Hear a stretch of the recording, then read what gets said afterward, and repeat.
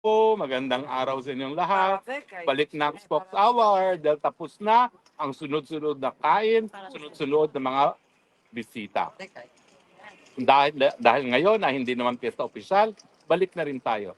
Ngayon po ako'y kumakain ng tinatawag na langos, no? At kami po ay nanggaling sa isang napakagandang palasyo at sana nga magkaroon tayo ng ganitong mga museo. Although ang museum naman natin sa Pilipinas, in fairness, hindi naman po nahuhuli. No? Pero anyway, malamig po ang panahon dito, dos po ang temperature, pero siyempre, tuloy-tuloy po tayo dito sa ating The Spox Hour. Anong pag-uusapan natin? Naku, marami po. Unahin natin itong latest SWS survey na ang tiwala ng taong bayan kay Bangag ay -3. Tapos sa kayo nakakita ng tiwala ng taong bayan ay -3. Well, hindi naman po nakapagtataka yan kasi ayaw magpa-hair follicle test. Pero sinabi ng kanyang kapatid na talagang siya ay bangag. At siyempre, dahil siya ay bangag, wala siya sa tamang pag-iisip para bigyan ng solusyon ng problema ng taong bayan. Kaya naman, walang tiwala ang taong bayan kay bangag. Ang tanong, gaano katagal pa ba siya mananatili sa pwesto at na ang kanyang trust rating ay nasa -3 na?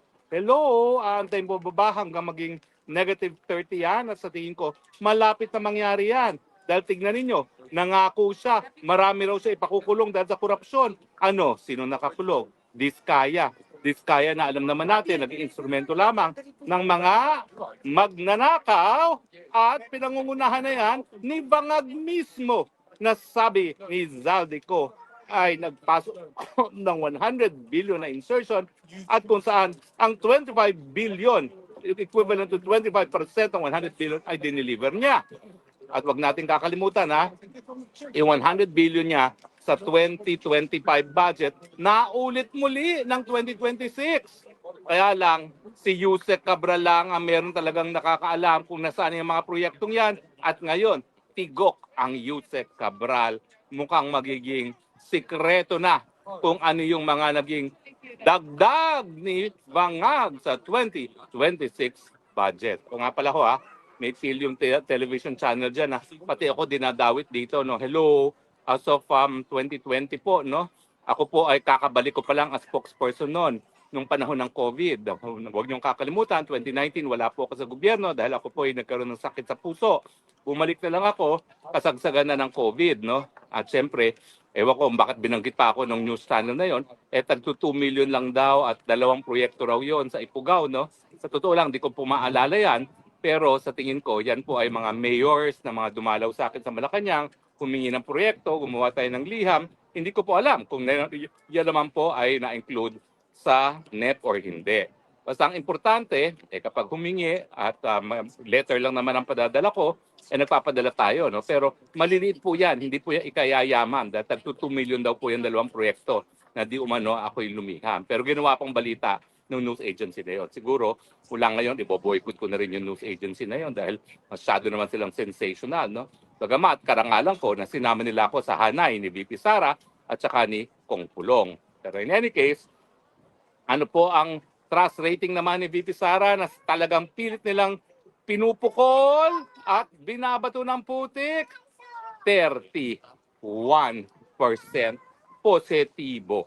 Ibig sabihin, hindi po nagbabago ang tiwala ng taong bayan kay VP Sara mula pa nung siya ay naluklok sa pwesto bilang vice-presidente.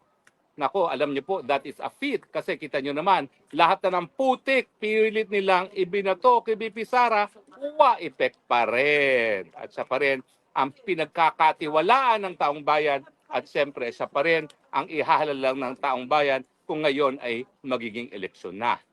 Pero wag po tayo magpapagiging kampante Ayon sa aking informante, talagang plano nila na pabagsakin si VP Sara. Kaya yung mga kasinungalingan ni Madriaga, yung pangalawa na namang impeachment complaint, lahat po yan.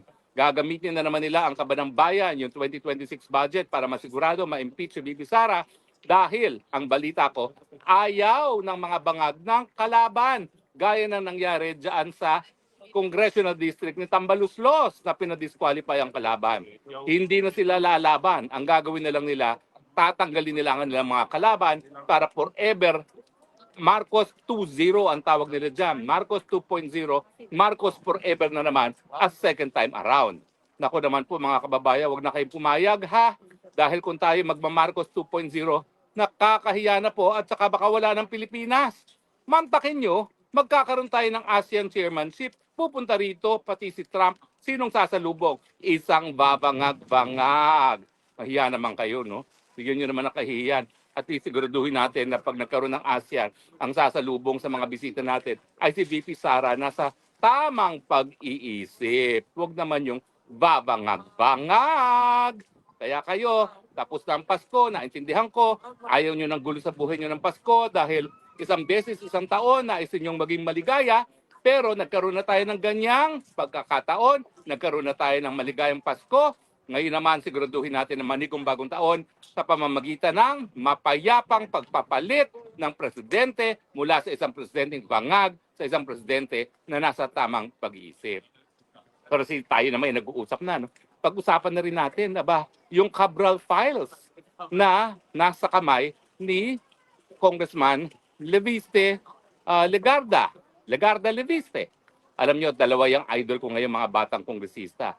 Yan si Kong Biao Miao at saka si Kong Leviste. Alam nyo si Kong Leviste, nakilala ko talaga yan dahil kilala ko yung nanay niya.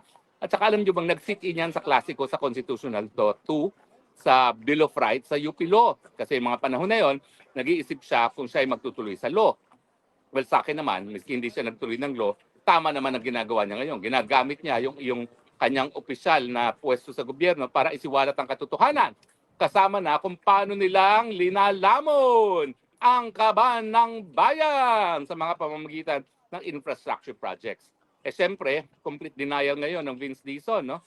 Siyempre, dahil kapag na-authenticate na yung Cabral Files na hawak-hawak ni Leviste, ay lahat tayo ngayon malalaman natin kung sino talaga ang nagpasasa at nagpayaman at the expense of public coffers. Pero sige lang, hayaan mo silang sirain ka ng sirain, hindi ka rin mapupukol, Congressman Leviste. Dahil in the first place, ikaw naman po ay bata, no? So malayo pang mararating mo. Kahit anong ipukol nila, ano ngayon? Batang-bata ka pa. Malayo pa ang tatahakin mo. You can only go from good to better. Kaya manindigan ka lang at susuportahan ka ng taong bayan at hindi ako masusurpresa kung in a few years, siguro in 6 more years, baka ikaw na tumakbo ng senador, hindi na yung nanay. Dahil baka naman gusto magpahinga ng nanay niya, mabuti naman yung Tatak Legarda Leviste magpapatuloy sa pamamagitan nitong si Leandro. Huwag kang magpapaapekto sa kanilang pagpupukol sa iyo. Ituloy mo lang ang ginagawa mo dahil kapag nasa likod mo ang katotohanan, suportado ka ng taong bayan. At pag ikaw ay nanindigan laban sa korupsyon, talaga namang susuportahin ka at mamahalin ka ng taong bayan. Yan ang hindi alam ng mga matatandang mga politiko na sawang-sawa ng mga taong bayan, sinusukan na dahil sa kanilang mga pagnanakaw. So tuloy-tuloy ka lang, steady ka, suportado ka ng taong bayan, Kong Leandro Leviste, at isiwalat mo na kung anong nakasulat dyan sa Cabral Files. Because after all, sigurado ako, pinatay si Yusek Cabral dahil ayaw nilang isa publiko yaang Cabral Files. Kung siya'y nabubuhay, siya'y po pwedeng maging state witness at siya'y magiging dahilan kung bakit ang presidente mismo makukulong sa korupsyon. Dahil sigurado ko, na gaya ng sinabi ni Zaldico, merong mga insertions sa presidente, ang tanging nakakaalam lang yan ay si presidente mismo at si Yusek Cabral na ngayon ay hawak-hawak ang prueba ni Congressman Legarda Leviste. So steady ka lang, suportado ka namin dahil nais namin ang katotohanan, nais namin matigil ng korupsyon sa gobyerno at alam namin may banta sa buhay mo, pero siyempre lahat naman ng mga tao na kinikilalang mga martir, kinikilalang mga bayani, talaga namang linagay sa aberya ang kanilang mga buhay at hindi ka magiging iba sa kanila, Congressman Legarda Leviste, dahil alam namin, tinataya mo ang buhay mo para sa katotohanan at para sa malinis na pamamalakad ng gobyerno. Pao kami sa iyo, saludo kami sa iyo at suportado ka namin. Well, mga kaibigan, welcome back to Spokes Hour matapos ang ating maikling pamamahinga para naman sa Pasko. Pero ngayong natapos na ang kaligayahan ng Pasko, balik na tayo at kinakailangan concentrate na tayo sa pagbabago ng gobyerno. hindi na po tayo makakatagal sa ganitong paghihirap na dinadanas ng taong bayan dahil ang presidente ay wala sa tamang pag-iisip. Siguro naman alam nyo na yan. Kaya palipasin na lang natin ang bagong taon at pagdating ng bagong taon 2026, tayo maglukluk na ng bagong presidente sa mga mapapayapang mga pamamaraan. Hindi po yung kasalanan. Yan po ay nasa ating saligang batas. Ang tawag ay people power. At pag hindi pa tayo nag-people power, baka mabura na tayo sa mukha ng planetang Earth. Nagkakaintindihan ba ho tayo? Okay, tayo nagkaroon ng maligayang Pasko dahil isang beses sa isang taon. We give ourselves that to be merry during Christmas. Pero panahon na po para umakto sa 2026 dahil ang pinag-uusapan na natin ang kinabukasan nating lahat beyond 2026. Mga kaibigan, Merry Christmas pa rin. Manigong bagong taong sa ating lahat. Pero aking mensahe, kinakailangan manindigan na para sa katotohanan, manindigan na para sa malinis na pamumuno, manindigan na sa tunay na pagbabago, alisin ang mga bangag sa pwesto, ilagay ang mga nasa tamang pag-iisip. Ito po yung spokes ng bayan nagsasabi, I love you Philippines. You're the only country I have. You're the only country that I love. Bye!